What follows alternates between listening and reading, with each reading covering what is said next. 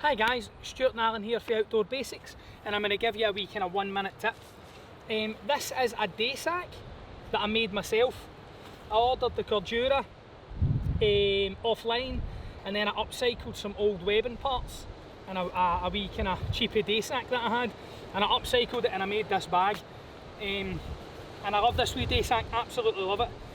I designed it so that it kind of quite a big top flap, but when I took I designed it so that it would fit my German folding mat on the front, and that would be retained in place by the front straps.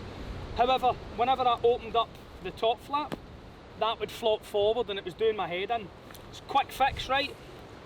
Bit of 550 cord, 2 fisherman's knots, and then I can loosen that off and get that straight out. Because you'll see here, like, when I done it this way, it was held in place, no problem, but when I took that off, that happened, yeah. So I banged the 550 cord there, I can loosen it off, put it straight through, and then, using the fisherman's knot,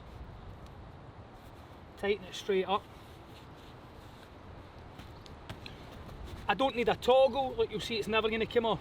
I don't need a toggle, I don't need anything else. It's kind of the same knot principle that you use for adjusting your neck knife.